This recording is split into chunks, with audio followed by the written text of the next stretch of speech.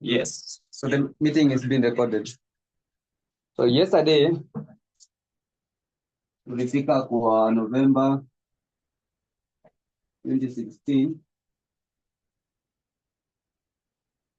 So I want to continue from there. Do at least 2 or 3 questions.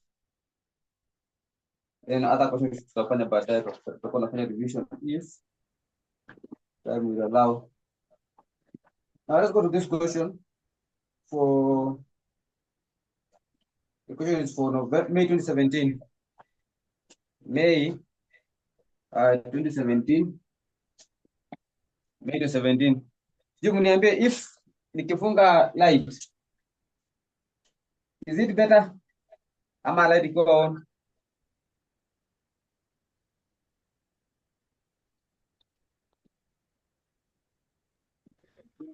Sasa umefunga ama umewasha? Sasa hivi nimefunga. Hebu washa.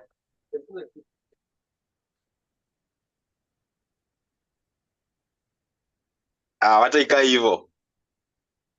Kaa hivyo. Yes sir. So let's go to May 2017. May 2017 is number 2B. May 2017, number 2B.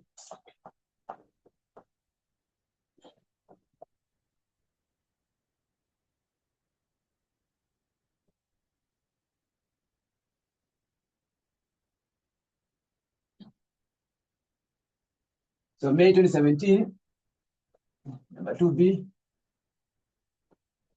is the question we are starting with. So let us read it together. The question reads, Jambo Ltd. Jambo Ltd is a multi-product firm. The company intends to launch a new product, ZP, in its coming month.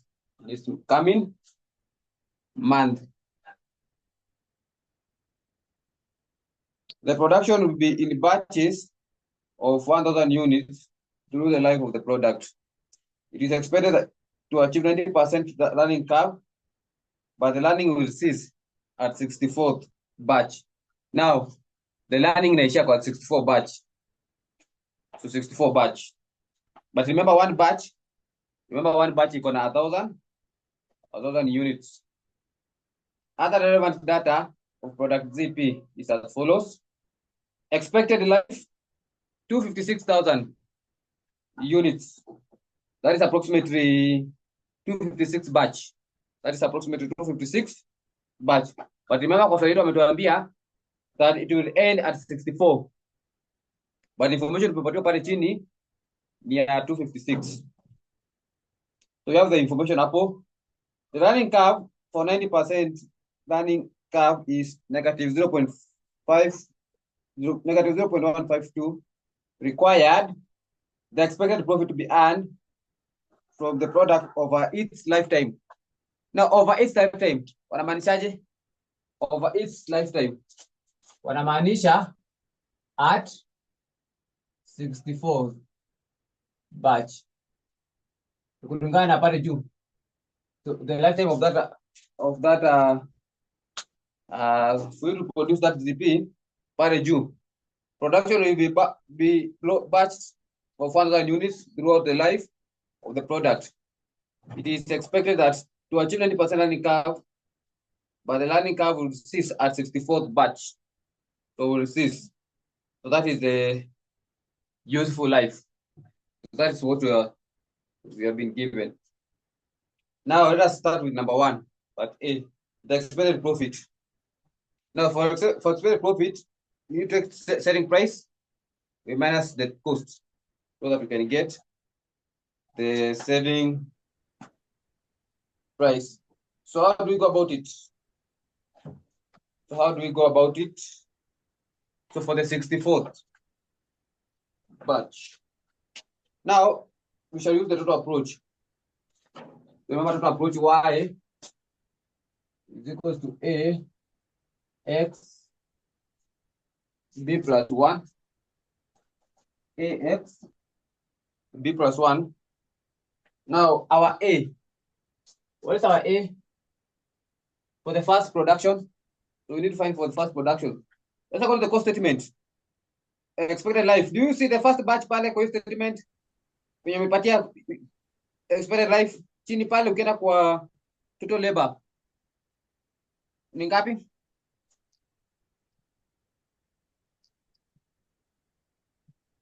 And you mute.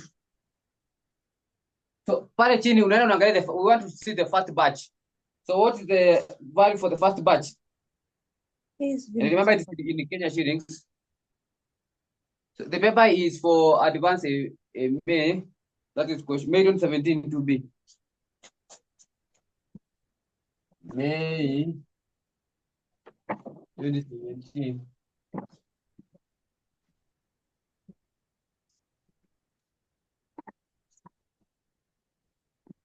Now, what is would be the value for the first batch? Unaenda kwa cost. Unaenda chini, we have selling price, you have direct material, you have the total direct labor. You have the total direct labor. Now, for the total direct labor, it will be the first batch. Can you see it? It is now in cost. Now, this one, the first batch is in cost. The previous question unafanya, the first batch was in units. Now, this one is tofauti. Now, it's in cost. 52,500. Can you see? Can everyone see A?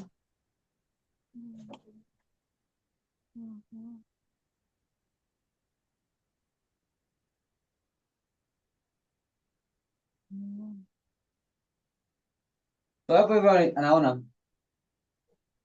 Aya, let us continue. What about X? Now X is our useful life. Now what's our useful life? Our useful life is where is it? 64. So tuambia X is 64. So X is 64. Now let's find the rate tuone kama zinafanana. Now the one from tulipata kwa swali. So B is equal to log 90, which is 0.9 over log 2. So hiyo ni ngapi? Hiyo inakuja ngapi?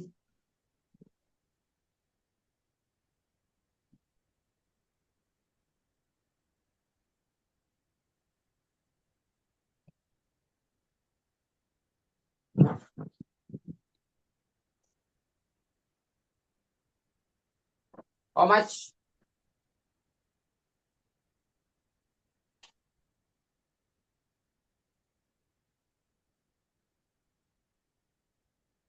Negative Just a minute. 3.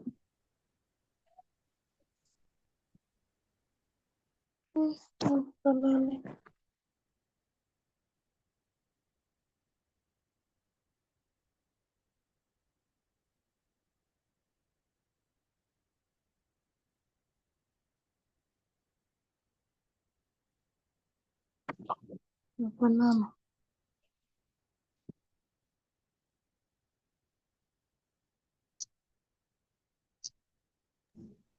Okay, we can continue. So umesema ni ngapi?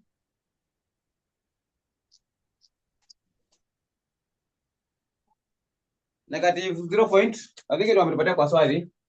Negative 0.152. I think that one is what is in the question. Sivyo? Now, but we need to find B plus 1, as we said. So B plus 1 pale juu. Iko negative 0.152 plus 1. Mute on your side. Which is 0.848. Now, let us go back to the question. Now, the question is, the expected profit to be earned from the production over its useful life. Now, over its useful life. Now, is it from 1 to 64 or for 64 only? Yes. Is it for the 64th or from 1 to 64? So the expected profit to be earned from the product over its useful life. So useful life is 64. So do we compete for 64 only or from 1 to 64? 1 to 64. 1 to 64. Uko sure? Mimi naona kama we need to determine for the 64th, the useful life, the end, the final one for 64 only. Ama Lifetime. Tumeambiwa lifetime. over it useful over lifetime.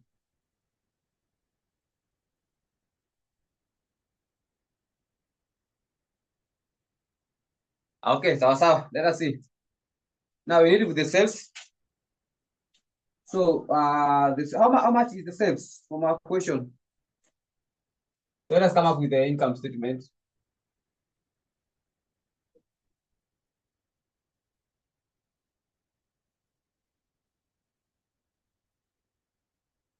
So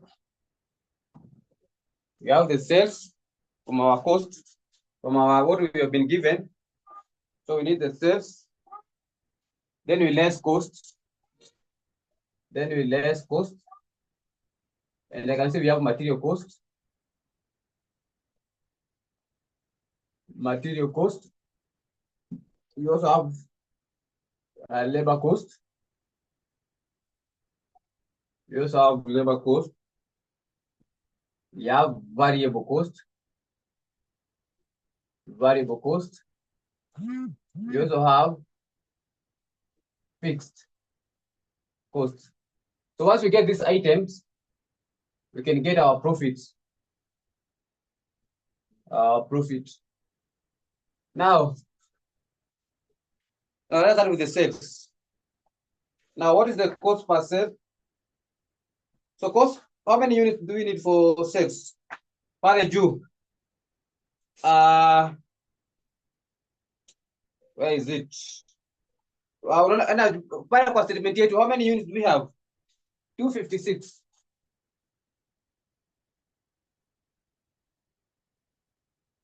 Now, what is the cost per unit for sales? Cost per unit for the sales? Me 120. 1, 2, 3. So how much is that?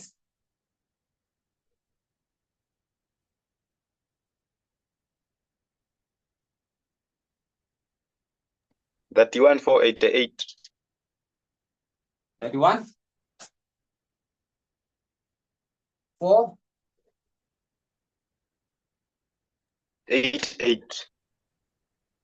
31, 48. 31,488. 31, 488. 1,000. Yeah. We can go to the next one. Material cost. So tunajua ni 256,000 times ngapi? Cost per unit. Kiona pale kwa service ni 36. So we're supposed to less that cost. So that one is 36. So how much will that be? 92,16,000. 92,16,000. Labor cost requires a working. So you tunaweka hiyo for now. That one requires a working. What about variable cost? Now variable cost ni tuambia per unit. So itakuwa ni 256,000 times 36. So inakuja ngapi? Leo mwingine tumepatiwa 3 million. That one is direct. 3 million. Variable cost per unit ni 24. Oh, 24. 24. Inakupea ngapi? 61,44,000. 61,44,000. Now we need to determine the profit. from that point.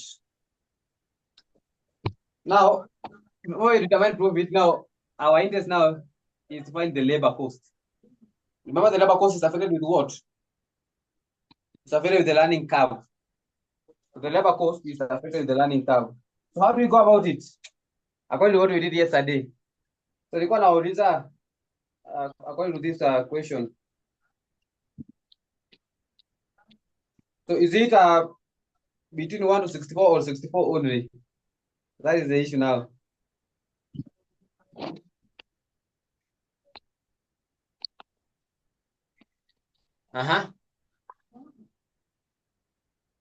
So we need to think from that point. So is it, so the majority minimum is between 64, because we need to find the labor.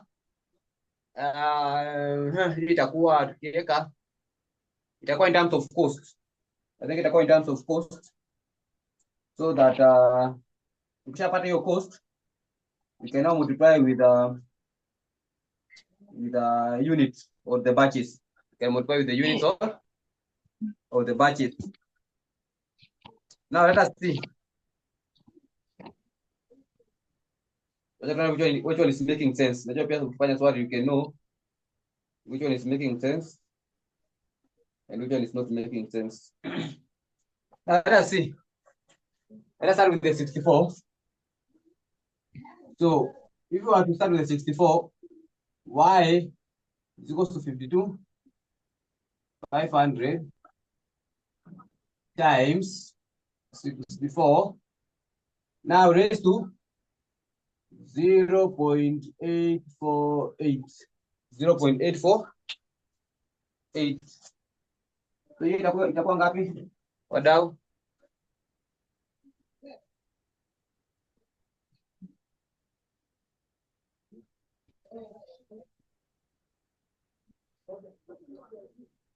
Ngapi wadau? Na muongee juu natakosa kuona the chat.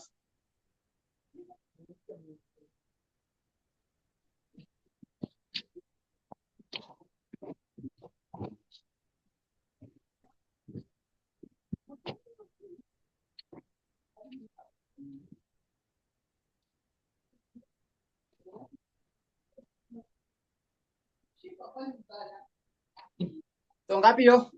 I'm waiting for your answer.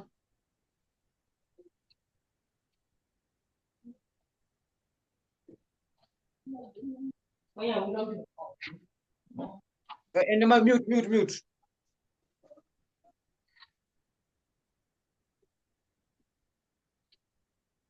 Mimi napata 17. Kulingana na calculator ni 17. 1785, 664.7. Tuweka 665. Now, this is in what? Is it in cost or is it in units or in hours? So hapo ndio kuna issue. It is in what? Now let's go back to our statement from the question. Let's go back to our statement. Now to get back to our statement, if you are to check clearly, if the cost imepatiwa pale, it's cost per batch. It is cost given in batch. For example, it's for the first batch. Now this one is cost per batch. So this one is cost per batch. Remember, this one is cost per batch.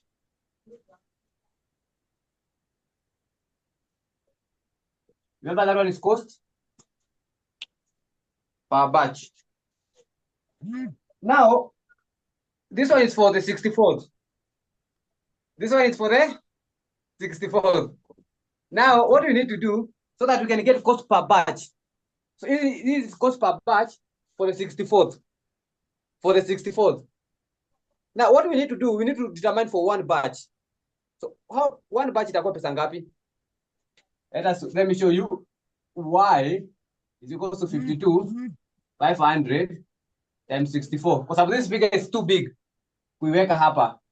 Now remember it's per batch. Na batch ni mingi. So that figure, it is too big. 848. So that we find the difference, we find cost per batch.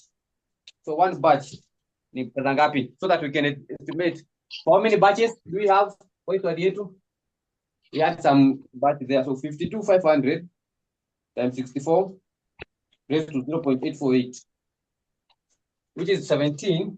And then the same. Sorry, 63. The yenye iko nyuma yake supposed to be 63, so that we can get for one batch. 17, 61, 9, 76. Now, if we find the difference, we can get now cost per batch. We don't want for the whole 64. Kwa sababu tukichukua for the whole 64, itakuwa ngumu kudetermine. So what is the difference? So what is the difference between the two?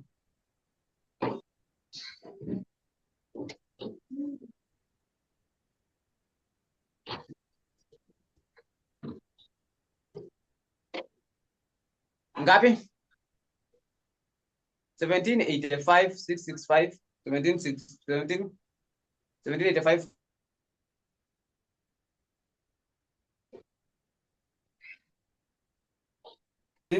61, 1761, 976. Now, para 23, 689. Remember its cost. 23, 689 per batch. Now, we need to determine the labor cost now. Labor cost. Now, the first one, for the 64th, up to 64th in ngapi? So, remember, up to 64th, ni 17, 85, 665. Now we add the rest. So from 64 to 250. Remember our units, it equal for one batch. Remember for one batch, you're going to patia 256,000 units. Sivyo? Hapo tunakubaliana?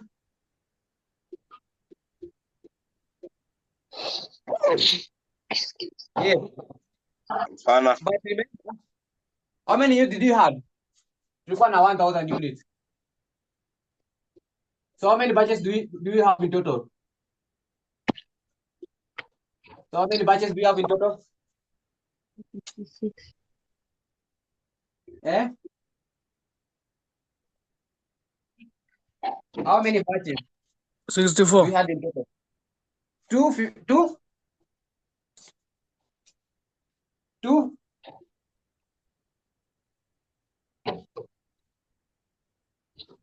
So one unit, tunasema hivyo, one unit ilikuwa inaenda na one batch. Acha niwaekee hapa labda hapo muione mzuri. Tunasema one batch is equivalent to 256,000 units. Now, kwa swali pale tuambia we had 1,000 units. Now how many batches in total? Unachukua 256,000 divided by 1,000. So total units 256. Now, remember we are computing for 256 for the useful life of this course. We want to know the profit of all the 256, the useful life. Now, Excuse me. for 64, ni hii. For 64, ni hii. How much is remaining? Ndio tujue Sawa. the cost for the... Aya. How many costs? Niko na swali. Yes. Tumeambiwa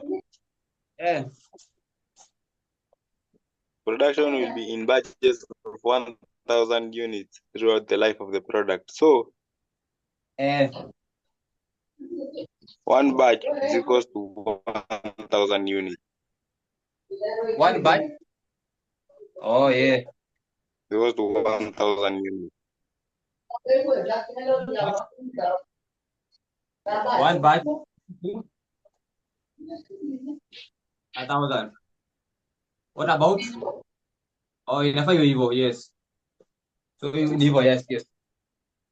Now wamesema the process will end at,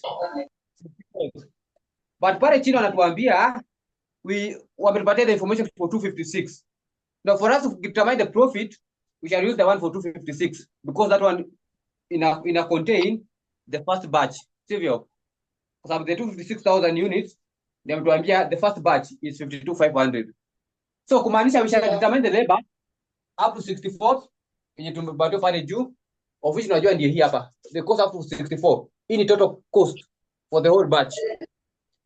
Then we determine now from 64 to 256, how much do you have?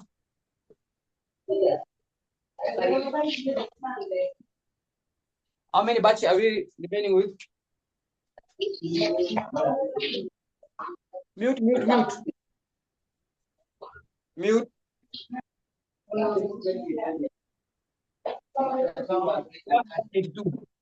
Now 192 is per batch. What's the cost per batch? Ndio 23,689. Unaweka hapo. We shall get the total labor cost. Ndio unakuja unaweka hapa. Total labor cost.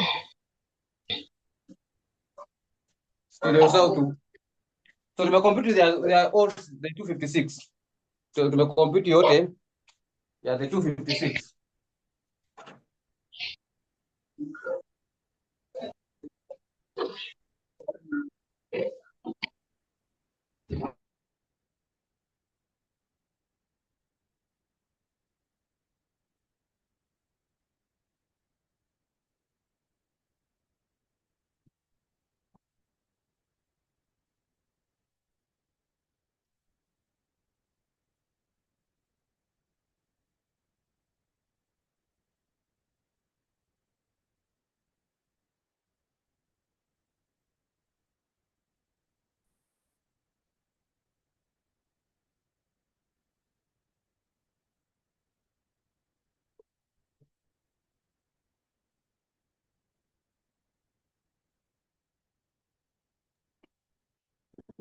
So umeona hapo ngapi?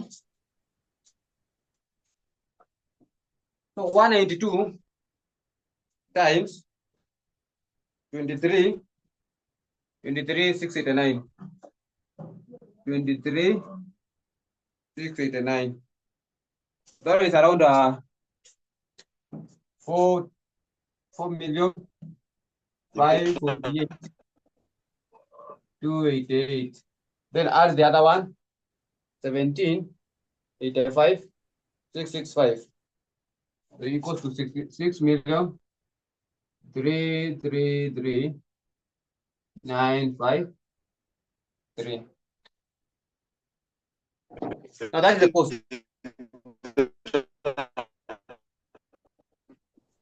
Type would you speaking? Katika.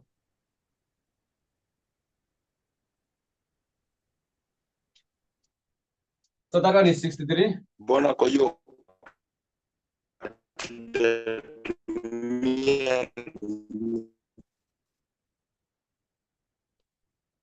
Network yako inakatika, si kama ni mimi peke yangu ndo sikusikii ama pia wengine wakusikii.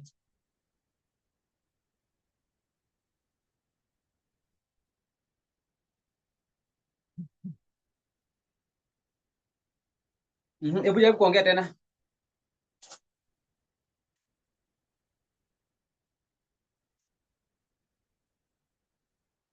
Nilikuwa nasema hivi, acha turudie.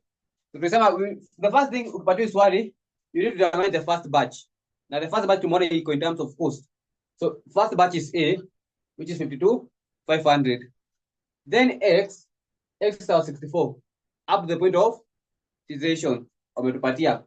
But remember from our question also wametuambia that we have other batch which is in form of units, which is 256,000, which is 256.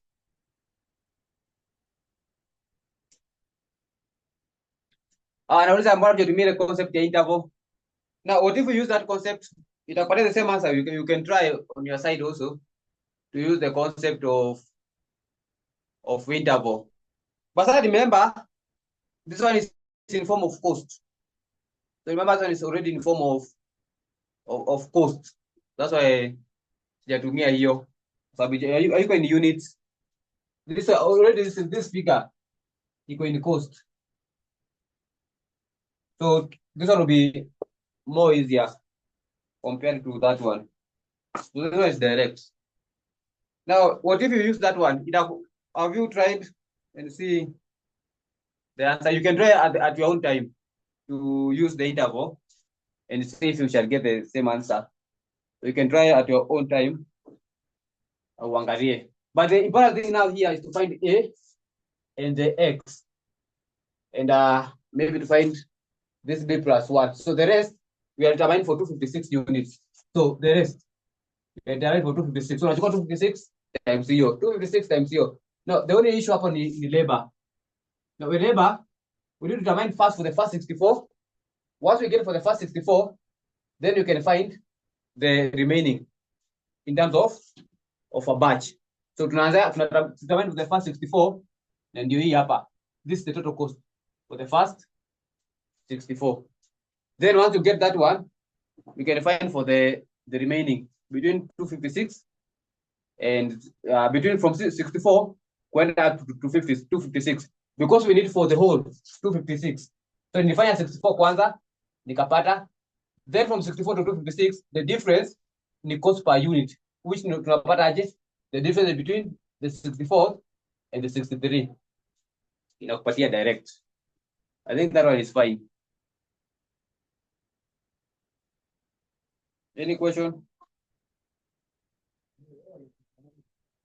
I think that one is fine.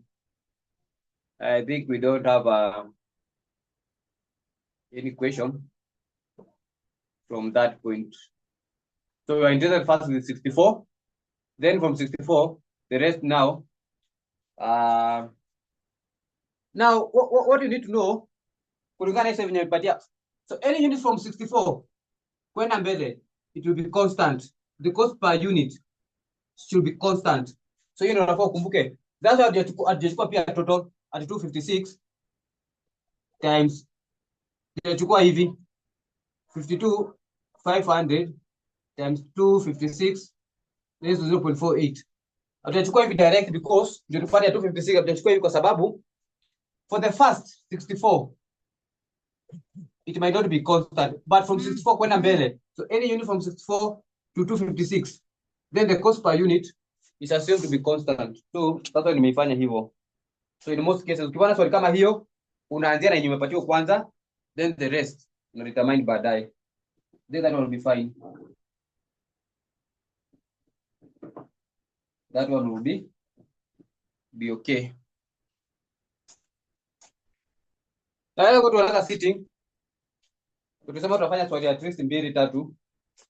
So maswali ni mingi na ni moto. So let's go to November 2018. November 2018, question number 5C. November 2018, question number 5. November 2018.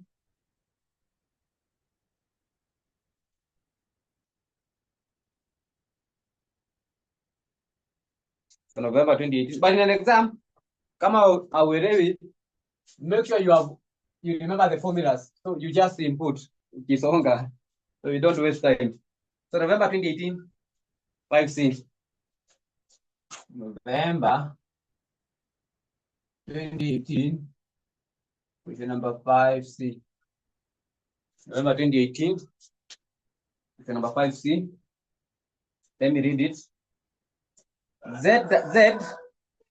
ZLTT has received an order to supply 30 units of product IA. So far, 14 units have been completed.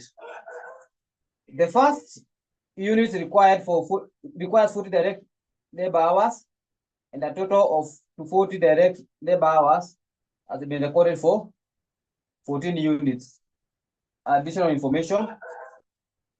The production manager expects that 80% of the learning curve for this type of work. The company uses standard cost, absorption costing. That one we did it in MA.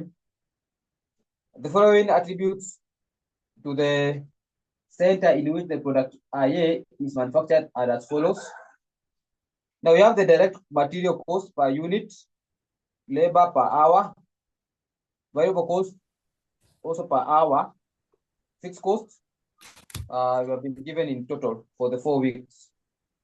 For the 4, number 1, required the learning curve index. Now the learning curve index is B. So part A, the learning curve index, in short, anasema ni B. Learning curve index.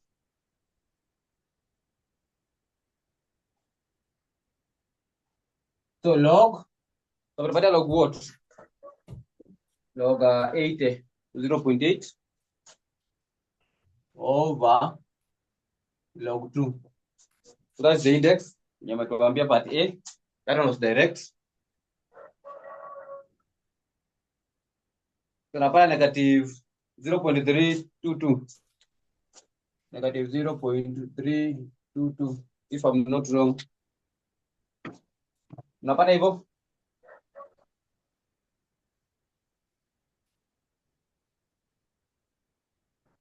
Yes. Negative 0.322. Okay. We go to number B. Now, when you're kwa jana, I will share the video from today or tomorrow. So I have the videos from topic 1 up to this topic 3. Topic 2, I mean. So, but remember to find topic 3 so far. We can find topic 1 and topic 8. And this topic 2. Now, let us interpret number B. What do they require in part B? Now, before do part B, we have B plus 1. Negative 0.322 plus 1. So that one is also important.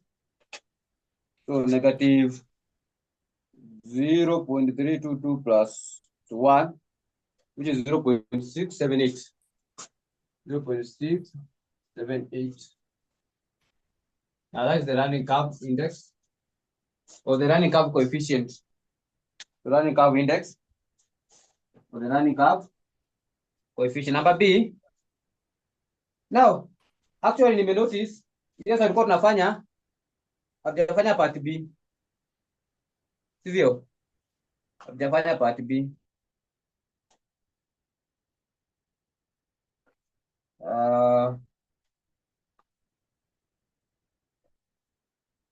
Okay, tuanze kwa hiyo swali baadaye. Hiyo May 2017. So part A na part B, iko na part A na B. But ni sawa, tutarudi baadaye. Number 2, the unit cost. Now this unit cost, you compute it in accordance to the learning curve. You compare it in accordance to the learning curve. Now tuanze na ya kwanza. So cost statement. Cost statement. Tuanze na material cost.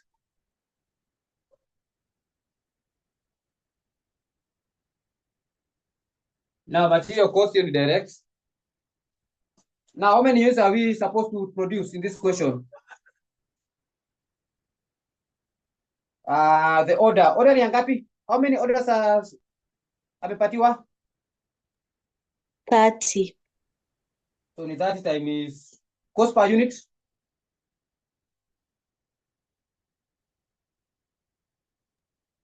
Ibra, niko na swali. Wamesema order ni 30 but amecomplete 14 units. So tutatumia gani? Let us see. Z Ltd has received an order to supply 30 units of product IA. So far, 14 units have been completed. Now the first unit required requires 40 direct labor hours, and a total of 40 labor units hours have been recorded. Now we want the cost per unit. Let me see. So how many imefanywa? 14. But I receive an order of 30. You know, I don't know 30. You're supposed to go with the 30 because 30 is what has been completed. That is the order. So you try kujua ngapi atainka for the 30 units. Yep. So we are supposed to go with the order. You can go with the order for now. because that is what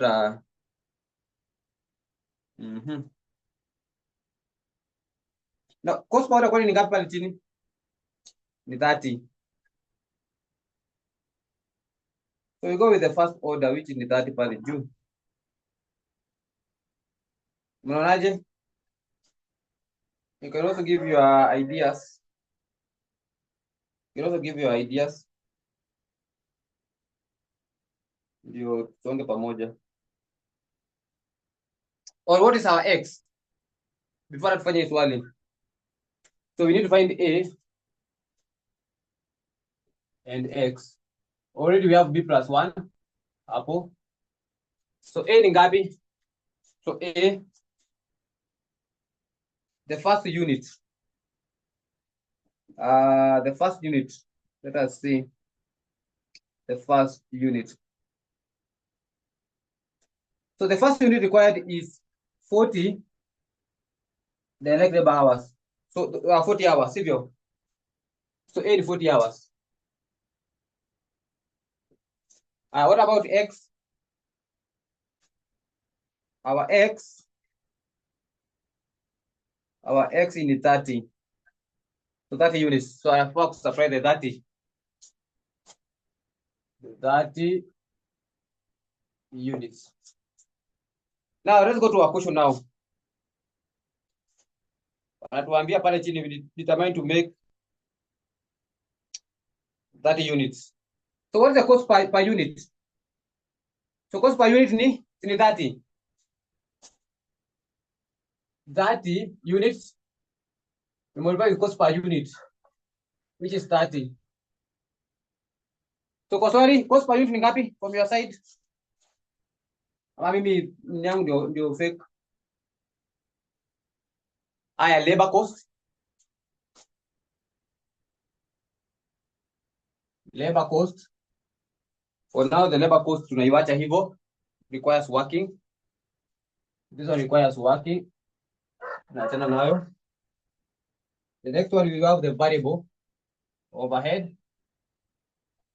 Variable cost. Now, this one also requires working. So tunaiwacha hivyo. The reason why it requires working, because it relates to labor. Wanatuambia 0.5 per direct labor hours. So this one, it is treated the same way as labor because it goes hand in hand with hours. But kama ingekuwa tu labor per unit, ungeweka direct. But because inaenda na hours, it requires working. Then you have another one here, fixed. Fixed overhead. Just have so much things we use to, so we assume it is the total one. No other information. So that once you can get the total cost per unit or the unit cost. Now, let us do for the labor item. Now, we know y is equal to ax b plus 1. Now, what is our a? Our a is 40 times 30 to make that units. Then we raise to 0.678. So, itakuja ngapi? Remember these are hours. So can you remember this? That ilikuwa 40 ilikuwa ni hours. This one ilikuwa ni units. Kwa hapo utapata total hours per unit. So hapo utapata total hours per unit. Itakuwa ni 40 times 30 raised to 0.678. So mimi napata 401 hours per unit. Now, unakuja hapa for 401 hours per unit. So what's the cost per unit hour? Cost per unit hour, wanatuambia ni 6. Multiplied by 6. Also, this one depends with hours, the direct hours. What's the cost per hour? 0.5. 0.5. So 401 times 6 is equal to 2406. Then 401 times 0.5 itakuwa 200.5. So add them together, 900 plus 2406 plus 200.5 plus 6,000. Now the cost per unit is 950, 6.5. Now not cost per unit. This one is total cost. Now we need to find total cost per unit. This one is total cost. So total cost per unit. Total cost per unit. Unachukua the total cost.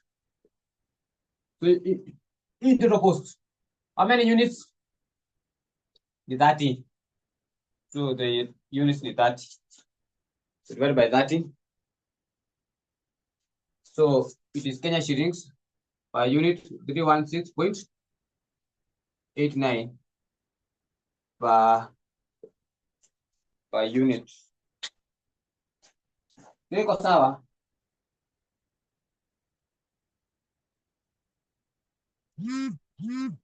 Iko sawa, that is direct. Any question up to that point?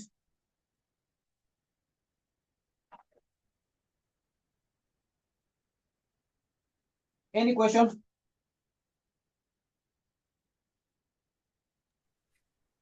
Now we can go to another city. Rudia hapo. Iko sawa? Iko Bana, sawa? bado. Wapi hapo? Ama nani ananisoma nauliza ama jamii? Col Palma. Unasemaje? Nika iko sawa lakini sijaelewa. Unaelewa wapi? Cost statement. So the first one, cost statement, material cost. So kwa swali yako, what is the cost per unit? Cost per unit. 30. 30. So that is 30. And then how many units are we supposed to produce? 30. So 30 times 30 sio iko sawa. Gari itakuwa ngapi? 900. 900 sivyo? Yes. Haya, namba ya mwisho, fixed cost. So fixed cost tumepatiwa pale, we cannot tell if it is per unit or in full. So in this case, we go with the full because the amount ukiangalia ni kubwa. So we assume it is total cost for fixed cost. So iko sawa?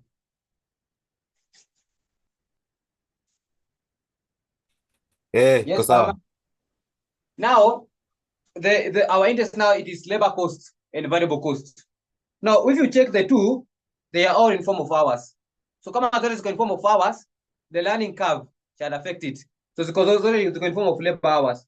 So anything that goes with the labor hours, in most cases, is affected with the learning curve. So ukiangalia hizo maswali za nyuma, most of the time variable cost walikuwa tupatia in units. So inaenda na units. But in this case, wameamua kuiweka in labor. So inaenda na hours. So the hours tutapata ya labor itakuwa pia kwa variable cost because those are the same people working. So itakuwa the same. Now tunajiuliza from our question, what is the first unit? Kitu ya kwanza tunajiuliza the first batch. Now from our question, the first batch is clearly there. Wametuambia the first unit requires 40 direct labor hours. And hiyo hapa 40 direct labor hours.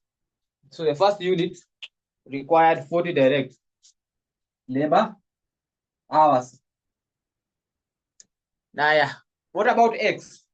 Now, X is our unit. So how many units are we producing? So the order, which is 30. So we have received an order to produce 30 units. We have received an order to produce 30 units. So we have to direct. Now this one is direct. So 40 hours, 30 units, raised to B plus 1. Now ukiweka hivyo direct, for the first 30 units, how many hours do we require? So remember to determine the hours, because we are interested in the hours per unit. So once we get the hours per unit, we can multiply the cost per unit. So ukishaweka unapata 401 hours per unit. But remember for labor, 1 hour is 6 shillings per hour. So shillings per hour, 6 shillings per hour. So what about for one? So una multiply. For labor, ni automate 0.5 shillings per hour, but in form of units. So how many total hours per unit? For one. So you just multiply direct. You get the answer. Hiyo iko sawa hivyo. So you shall go in the review ukiwa free. Now we have another one here. November 2019. Ibrahim, niko na swali kwanza. Tumeambiwa the first unit requires 40 direct labor hours, ndio? Si hapo kwa koja, acha Wapi tu hapo? kwanza. Acha kwanza ni load. Hebu load. Initially nilikuwa nimesema what was A? Initially maybe tunaanzia hapo. A ni 40. A ni 40. Kwa sababu that's the first unit, sivyo? Yes. Haya. Na X. Right. Hapo mimi tunaanza na 30 because the order is for 30. We want to know how much it will cost us to produce the 30 units. The rest yenye wameshatengeneza, it is not of our concern. So we are only concerned with the 30 units. We want to know how much it will cost us in form of a unit to produce the 30 units. Yeah. That is what is important.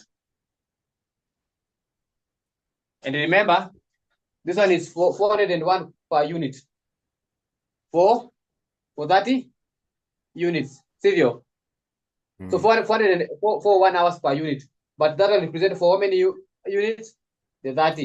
So tukiweka 401 hapa, nikawa tunaweka 30 units. But sasa tumeconvert 30 units to hours, na ndio hii hapa. Uko sawa?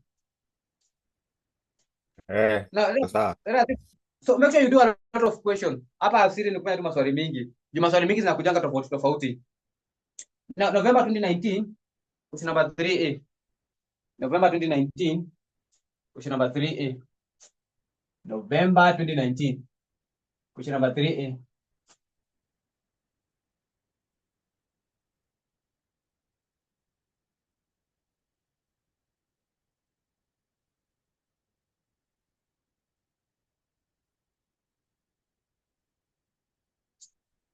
So November 2019, question number 3A. So let us see what that one requires. Hii kuna maji. Haya.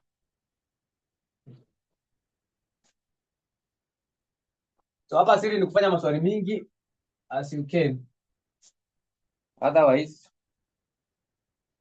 sasa naona nafanya maswali mingi. So hii swali kama karibu ya ngapi nafanya?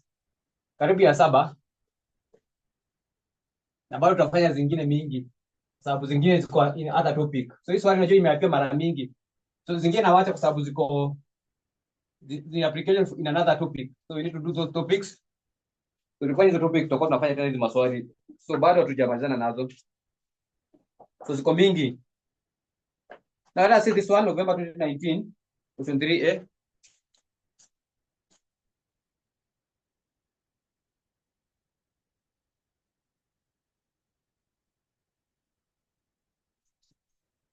Now let us see.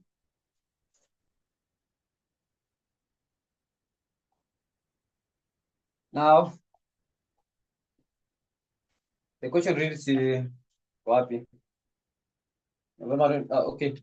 The Assembly Department of Lenku Race Course Club has designed a new concept in racing bicycle with an intention to sell them to a professional racing team. Now, the estimated cost and selling price for the first racing bicycle to be manufactured and assembled is as follows. So umepatiwa hapo for the first item. Okay, let us continue. Additional information na ni mingi. Let us see. It is expected that the material cost per bicycle is to remain constant irrespective of the number of the bicycle manufactured. Now it's expected that the material cost. So the material cost remain constant. So unajua unachukua direct vijiko, unachukua that one, material cost in 6,000. Sawa. Number two, the management expects to assembly time, expect the assembly time to gradually improve with experience, and therefore it's estimated that 80% running curve. That's what we said in the previous class, that the learning curve, as we keep on doing something, we shall improve in experience. Now, the learning curve is 80%. That one is okay.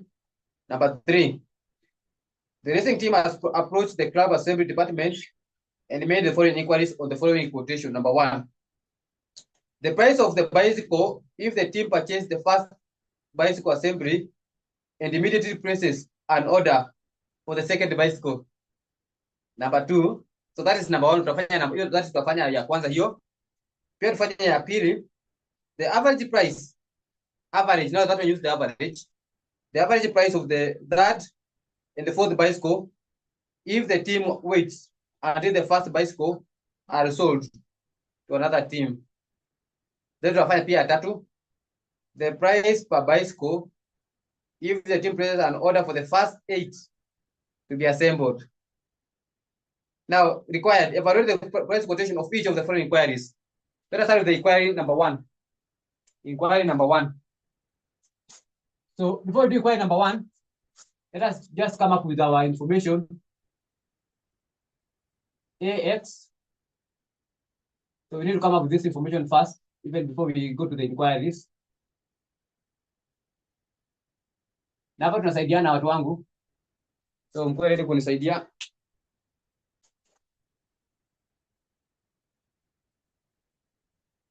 May 2015 question 2. Yeah, hiyo tulifanya jana. So I will share the video. So May 2015 is that one we did it. Tulianzia huko tukikuja. So that one we did yesterday. I will share the video also. So you also review. But it's so fine.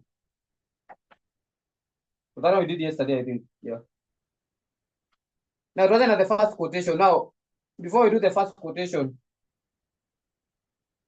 so itaendaje bwana?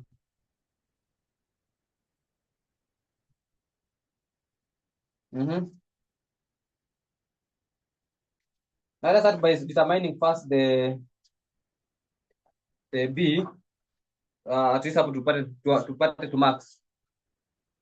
So B is equals to log the percentage of remaining ngapi? The percentage, walituambia ni what percentage? 80% to 0.8 over log 2. Hiyo inakuja ngapi? Itakuja negative 0.3, negative 0.322. Ngoro ni hiyo. B plus 1. I can find B plus 1 as negative 0.322 plus 1.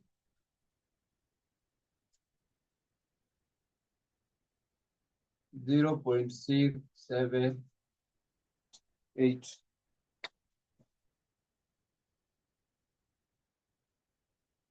Now, sasa hapa ndio mambo iko. Now, what is A? A from the question. So what is A? So A for the first unit ni 12 hours.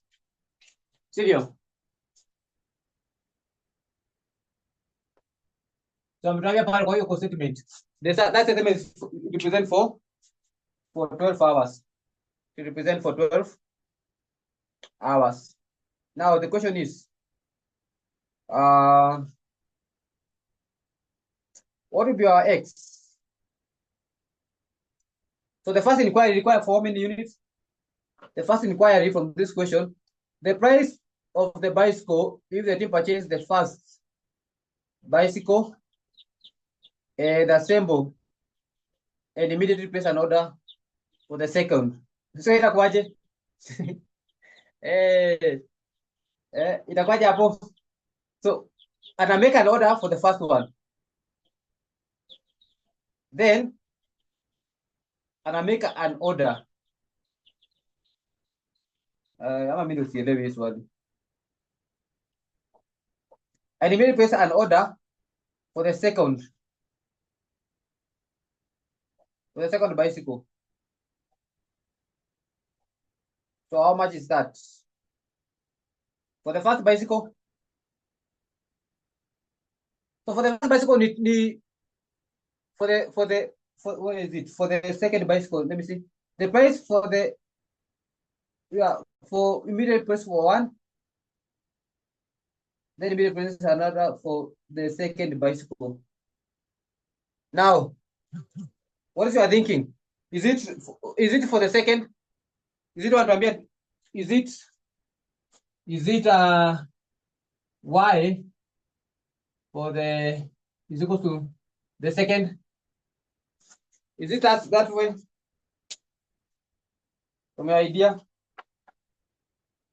Do you want to be the so that one is the quotation for the second bicycle? Kama sijakosea. Supposed to be for the second bicycle. Kulingana hii statement, unasema the price of the second bicycle, if the team presses the first bicycle, if the team purchases. Now, the price for the second bicycle, if the team purchases the first bicycle assembled. Now, we are interested for the second and not the first one. So we are not interested for the first one because the first one has already been assembled. Now, we are interested for the second one. So for me, I think we are going to go for the second only. For the second only. Only. And you can say now, itakuwa ni y for the first two, then y for the first. Ama itakuwaje? Mimi naona hadi ya kwanza tunaiconsider. Consider. Juu ananunua ya kwanza, akishamaliza ndo ananunua ya pili. Aha. So the quotation price for the first and for the second.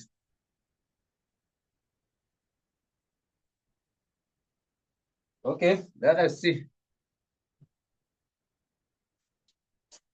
So hapa lazima tufikirie how it is affected. Now let us do some. Let's do the statement first. Then we go back. So tunaanza na material. So material alisema itakuwa affected. So quotation price. So quotation price determination.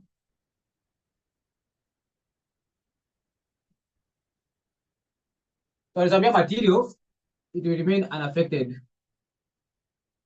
So material cost itabaki the same way it is, regardless of how many bicycles you order.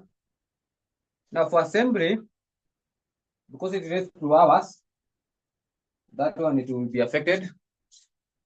So assembly requires working.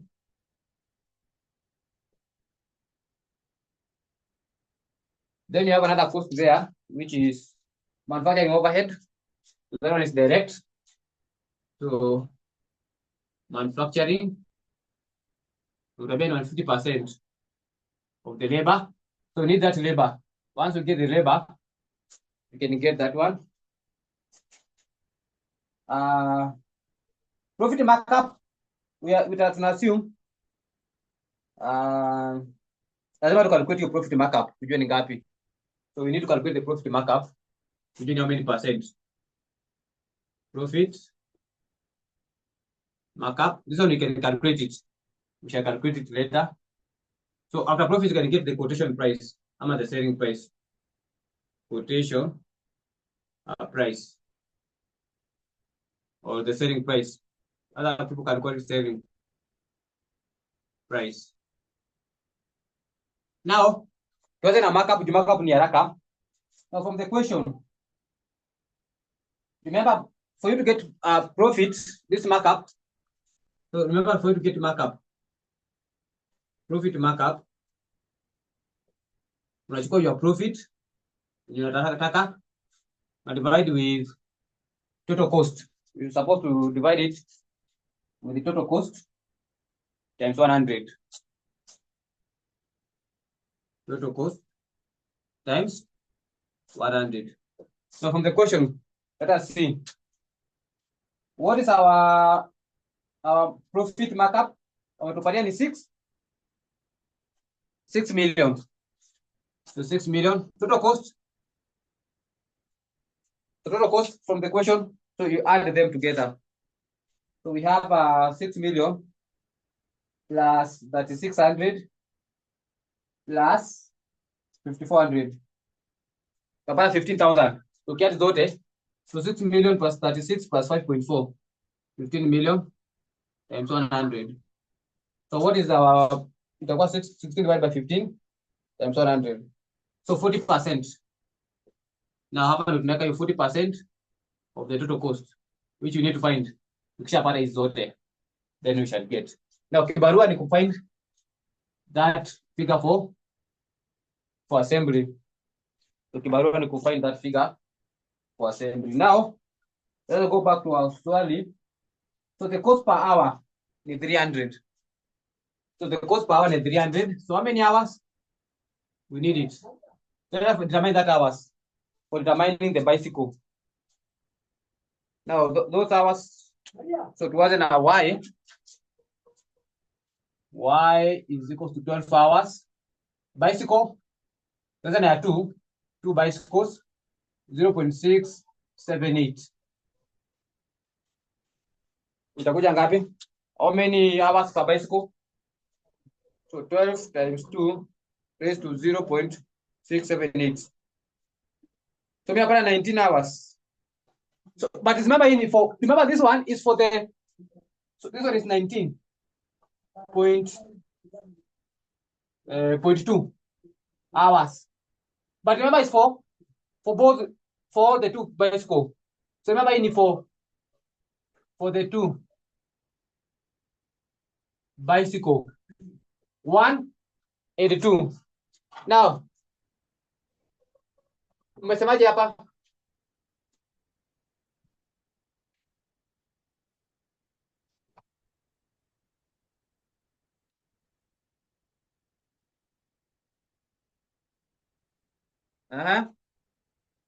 So tunaenda na hiyo 19.2 for the whole bicycle. Ama tunaenda with the one for the second one only. Both, in my opinion. Both. So your opinion kama ni both, kumaanisha hapo unaweka 19.2 na pia hapa 19.2. So this is for both. You can naona kama mimi naona kama you are supposed to go for the second one only. Second one only. Now let us see. 300 times 19.2, which is 57. 60. Hapa sasa itakuwa 5760. So times 5760. So 150 divided by 100 times 5760, which is 86. 40. Then we add the total cost. Then we multiply with 40% to get our markup. So add huyu plus huyu. So 6 million plus 5760 plus 8640. Tunapata 20,400 20,400 times 0.4, which is 8160. Then so una add tena, so una add equal you to 2,400 plus 8160. Ibra, 28. si wanasema hapa the price of the second bicycle juu tushapewa the first bicycle. Inafaa ikuwe Mimi the nilikuwa idea yangu. Mimi kwa kulingana vile I'm thinking, kwa sababu unajua pia hapa ni kizungu. Mimi naona was the second bicycle alone. Juu inasema the price of the second bicycle if the team, so wanataka the second bicycle. So you need to, so kama ni second, you need to remove the first bicycle. So remove the first bicycle. Mira, that one is correct. So it depends with your kizungu. So in an exam, make sure you can analyze. Kwa pale maana mimi initially nilikuwa nimefikiria the first, but only for the second one only. My question is, So, see, wanna purchase the two bicycles. Una purchase. Kiza, wanasema the price of the Eh. second bicycle if the team purchases the first bicycle, kwa hivyo wamenunua ya kwanza. Wamesha purchase ya kwanza. And Ona. immediately Hebu tuasimu places hivi. an order for the second. Hebu tuasimu hivi. Hebu acha nikuulize swali sivyo? Let me try to help you. Umeenda kununua chapo, sivyo? Kwa duka. Sivyo? Yes. So umeshalipa ama hujalipa? Umelipa, si umenunua. Haya, now what if now you want to go and purchase another one? Unasema ni kama ingine. Unataka kununua ingine. Unalipa So, will you tena. pay for the first one and the second one? The second one, second one and the first one and the second one, or is I pay for the second one only? The second one only. I think that is the idea. Okay, I get it now. I get it. I think that is the idea now. So okay, minus tunapata ni 7.2. For the second one, you can go with 7.2. So now that one is per bicycle. Hours per bicycle. So ndio kuja uweke hapa. I think that one is correct. Hivyo. I think that one will be okay if it were to be in this format. Now, but in an exam, they will not prepare you that much because they know different people have different thinking capacities. So we shall get just your answer, but maybe I will deny for the correct answer pale chini. So 21, 60, so 150 over 100 times 2160. 32, 40.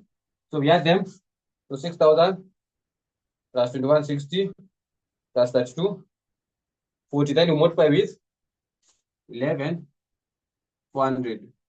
I think that one will be correct. So times 0.4. 45, 60. Now the quotation for the second one, I mean, it will be equal to that amount. Kwa sababu already alikuwa ameshalipia ingine, so we don't need to include it. Kwa sababu already asha purchase. We are interested with what hajanunua. So that is the first quotation. That is the first quotation. You can go to the second quotation here. Second. Now, so this is part A, part B. So quotation price for the second end, not for the second end. Wanasema aje? So hiyo wanasema the average, so hiyo tunatumia the average. Hapa ni kama itabidi kutumia the average. Kama itakuwaje? Watatumia the average. Okay, let us see. So the average price, iko wapi? The average price of the third and fourth. Third and fourth. So unachukua ya third, una minus ya third and fourth. Unachukua ya fourth una minus ya Second ama. Second hivyo sivyo? So let us see. So amesema the average. So the average, remember the formula for average ilikuwa aje? Formula for average. Inaenda aje? It was AXB. AXB. Sivyo? That's for average. Now tuanze na the third. Now the fourth. So itakuwa ni A ilikuwa ni 12. So tunasema hapo unachukua for the first four, for the first one. Kwa hivyo. So itakuwa ni 12 times hata ningefanyia hapa, hata tukifanyia hapa juu ndio tuweke quotation yetu pale baadaye. Itakuwa ni y equal to tuanze na ya kwanza 12. See, ni the third. So ni the first form minus the first two. Ati ngoja iko wapi? Wote nirudi hapo. Kwa hiyo tunasemaje?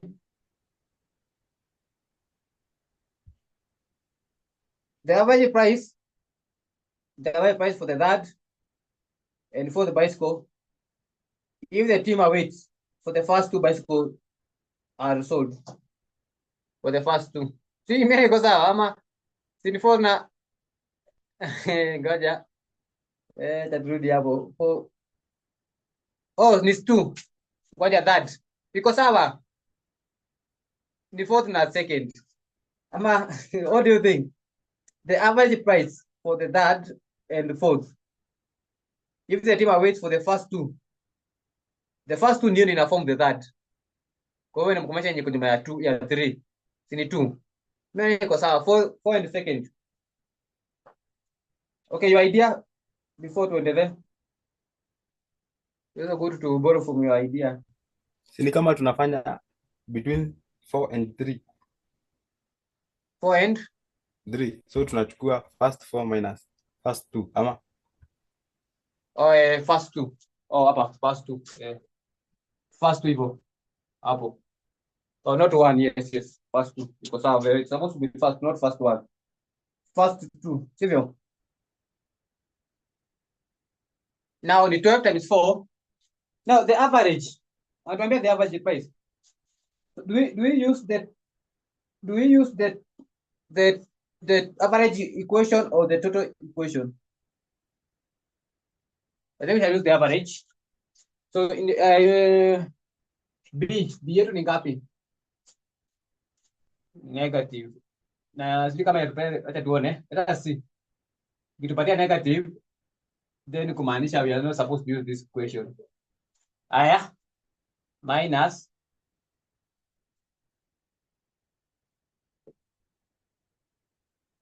so itatupatia hours kiasi gani? So kulingana na hii inajua itatupatia negative. So mostly we cannot use okay, let us see. So 12 times 4 raised to negative 0.322. Okay, imetupatia positive. So 7.68. Haya. Kwenda kwa 2. Maajabu. Itatupatia negative 9.6.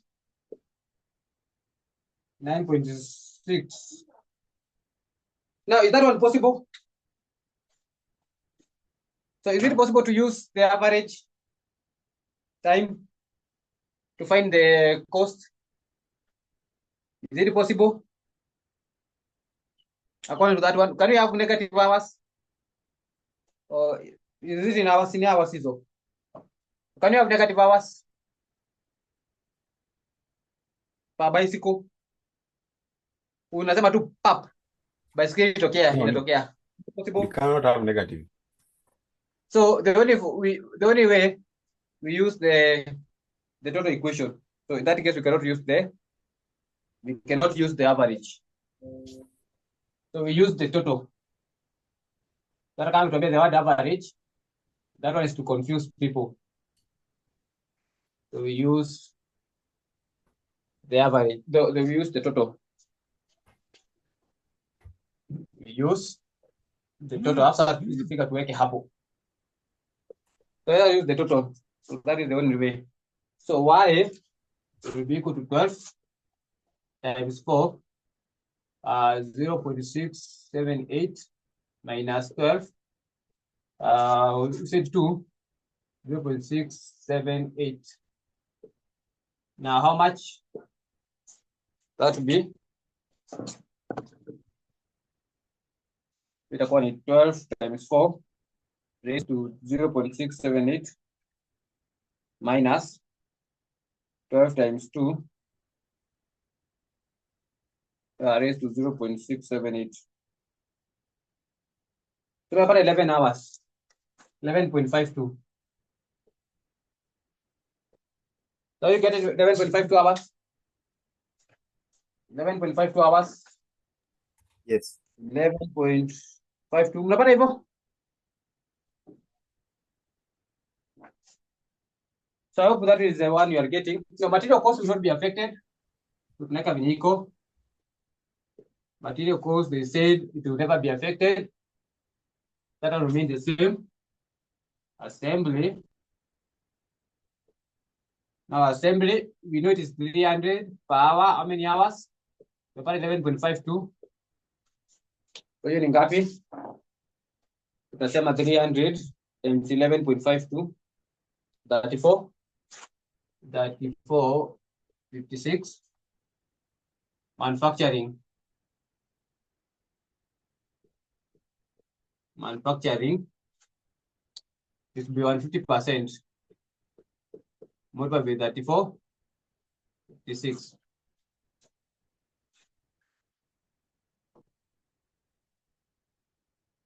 So 150 over 100, 5184. 5184. You can find the total cost. Total cost. So plus 3456 plus 6,000. 14,640.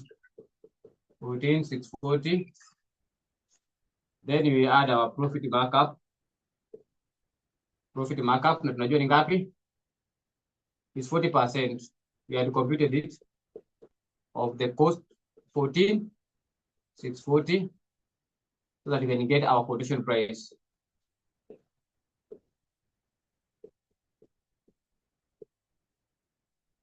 So 0.4 times 14 to get 56.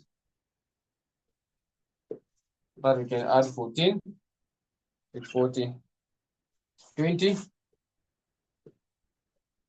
496. Now that one marks the end of our learning curve. Let me give you some questions, but these questions, we cannot do them because it requires application. And from 2022, December, all the questions you are set, they were all application up to date. So tukifanya kwa hiyo topic, so nataka niandike chini, note them down. Tukifika kwa hiyo topic, tutafanya. Mtanikumbusha, like kwa life cycle topic, we had this one. For target costing, we had this one. For the divisional of cost, tulikuwa nayo. So tukifika huko, mtanikumbusha. Let me write it down. Then tukifika hizo topic, nyinyi ndio mtakuwa mnanikumbusha kulikuwa na hii na hii na hii. So do part 3 assignment for this question. Do part 3. Do part 3. Do part 3. So part 3 walikuwa wanauliza for the assignment. The price of the bicycle if the team orders the first 8. Kumaanisha kutoka from 1 mpaka 8. So unafanya from 1 mpaka 8. The first 8. So unachukua yote from 1, 2, 3, 4, 5, 6, 7, 8. So that one is direct. So utafanya tu direct. Y will be equal to 12 times 4 times 8. 0.678. So hiyo hours ukishapata unakuja unaiweka hapo. Sio itakuwa sawa, hiyo ni direct. Hiyo sawa Palma? Iko fiti. So hiyo ni direct. So hiyo nimewachia at your assignment. So that will be direct.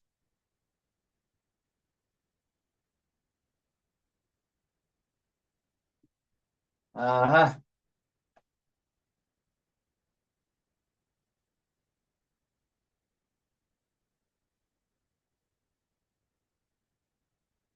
Now nimeona something. Hebu muone muangalie kama hapa you are supposed to multiply with 2. Na kwa nyingine kama you are supposed to multiply with 8. hiyo cost of material kama kwa multiply with the two kama itabaki hivyo kulingana na vile nimesema pale juu. So my assumption pale juu nilisema the cost will not change. Is it correct? Ama utamultiply na 2. The first one for the first quotation kwa sababu ilikuwa for 1 unit. The first one tulifanya ya kwanza itakuwa 6000 because it's 6000 times 1. So the price itakuwa constant. What about for the rest? Utamultiply na 8 na ingi utamultiply na 2. Yes, you should multiply. So correct that one. So we shall Ibra, correct this one. Hapa, you correct this one times 2. lakini bra, si wanasema nini? Material cost Ama per direct bicycle is constant irrespective of the number of bicycles manufactured. the material cost per bicycle remain constant. Itabaki the same. Hata vile itabaki the same. Now it is you to decide.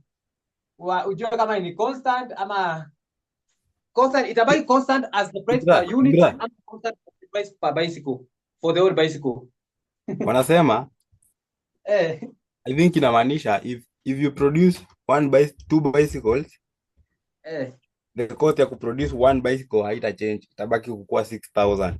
So like hata ukiproduce 7 ama 8 bado one bicycle is 6000. So for you to get Per unit. The collective, you should multiply by the number of bicycles you produce. Okay, sasa hapo ndio haya.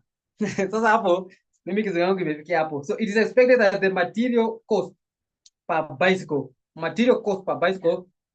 is remain unchanged irrespective of the number of bicycle. So it remain 6000 per bicycle or it remain 6000 for all the bicycle.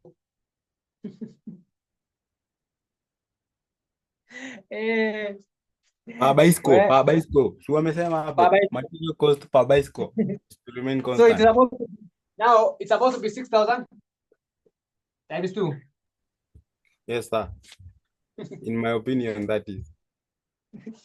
Okay, you analyze the statement correctly, then you decide. So kama ita change, remember your total cost hapa ita change, na your markup itafanya nini? Ita change. So that's for you.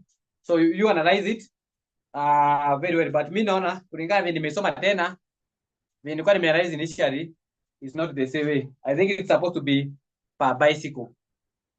So as you keep on increasing, the cost will remain constant, but you need to multiply with the number of bicycles. That's my idea also. Anyway, you do for the 8th one, so itakuwa ni 6000 times 8, then 3000 times 300 times what we shall get as hours, then 150% of utapata kwa assembly, then utapata total cost. That one will be okay. Now let me write for you this past paper, but we shall do them once we do the application part. So just let me give you can try, but I don't know if it will be possible, but you can also try and see. So ukiona unaweza kufanya, the better. So ukiona unaweza kufanya, it will also be better. But let me write them down so that tukifika hizo topics, then we shall need to do them. We shall need to do them because they are very, very important. So that one we shall do them. So matatizo nitaandika hapa, we shall need to do them. We shall need to handle them.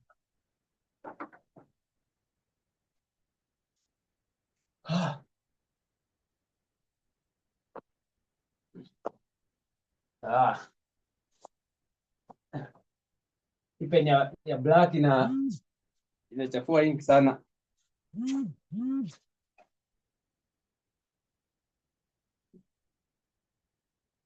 Now let me write them down. Then it will be now for you to remind me tukifanya hizo topic. Now we have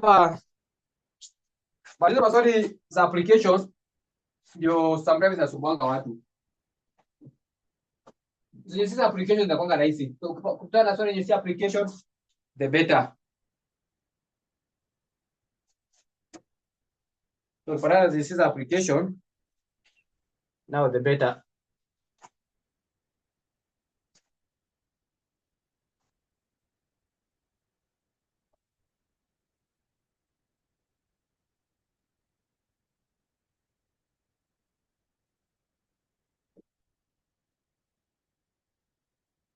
So by that one, we mark the end of our learning curve.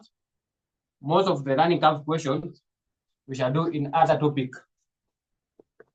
So once nimewapatia those paper, those past paper, we shall do them in the other topic. Now, the first one was class sitting, but we cannot do them because we did a concept of the divisional units. April. So unaandika chini ndio tukifanya tukifika kwa hiyo division ndio kama unaniambia tuko nayo. So divisional. Talk about divisional units. So that is the topic. Pale mbele. April 2024. Also divisional units. August 2023. Question number 4. So it's target costing. So define target costing utaniambia.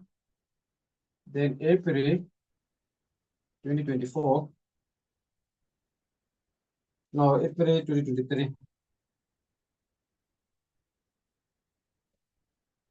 Ukifika hapa utaniambia target costing. Then you have for December. So these are the one if Japanya. Kuna zingine huko nyuma. Life cycle. So you can try for this one. Life cycle. Maybe you can try. Hiyo labda unaweza fanya because ni haina mambo mengi. But for the rest, I think that one requires us to go deep. So these are topics. So those are the topics that we need to check. That are the topic that we need to check. Let me show you others from our past papers za kitambo concerning what? Learning curve, where we have the applications. So where we have the application, I think we can get some few extra, maybe 2 or 3.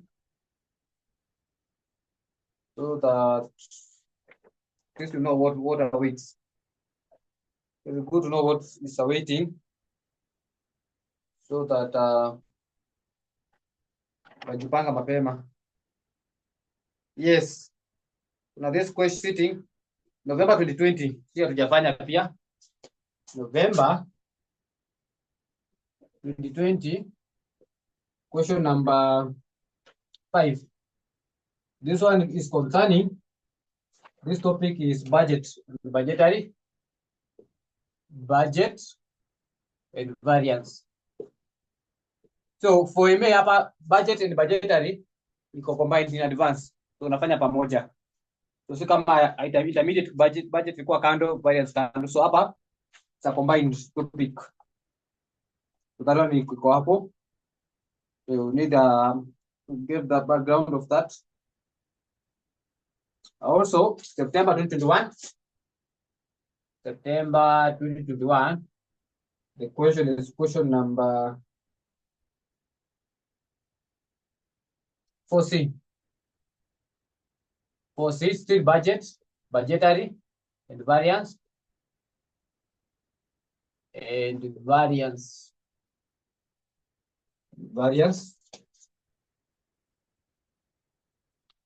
Alafu, I think those are enough.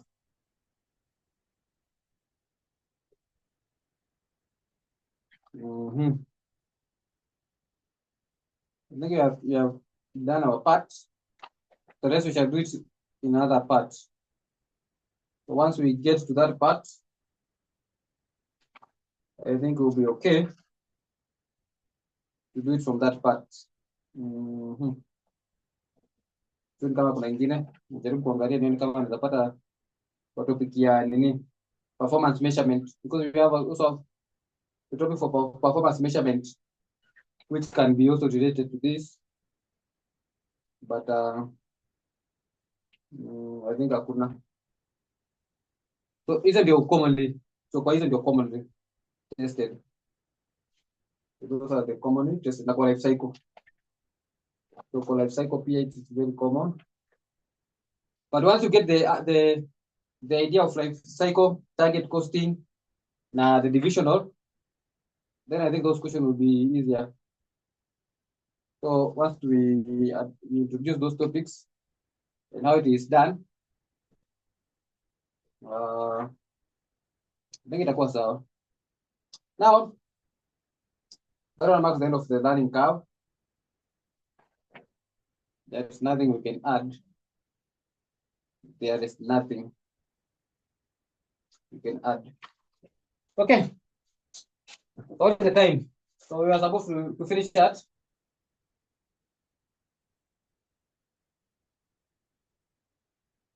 So we are supposed to finish at 12. So do we finish from that point?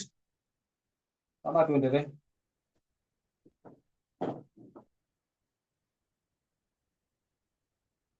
So write those down somewhere. Hapo kwa hii topic chini. Then ukifika the topics. Ukifanya to division, target costing, life cycle, then remind me to go back to this question to do at least them. So do we continue or we call it a day for today? And menyamaza sana uongeze.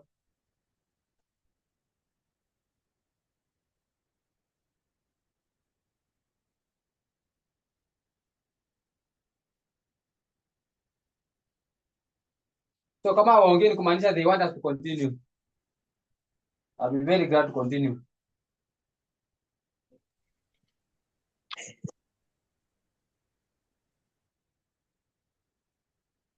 Yes?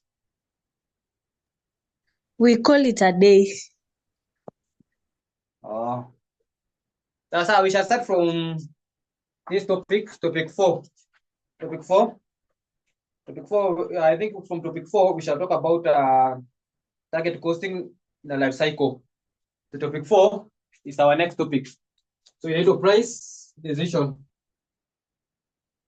Ama, let's not go to pricing decision. We find it after topic 3 ni planning. Planning and decision making technique. So that mna apply mnafanya hiyo learning curve, mnajikumbusha ifanyaka planning so that ukija topic 4. Topic 4 ni pricing decision. So hapo ndio kuna hizo vitu. So we have the target costings in topic 4. So kwanza hizo zote hizi kutoka hapa mpaka hapo. This is pricing decision. That is pricing decision. So from that topic, tutafanya those are questions. Now, let us meet from what? From Monday. Monday tufanye pricing decision. Hiyo itakuwa class ya siku mbili. So Monday na Friday. So next week Monday and Friday tunapata topic 3. So that tuingie topic 4. Topic 4 pia ni class ya just one class. So next Saturday tutakuwa tunaingia topic 4. Tutafanya topic 4 next Saturday.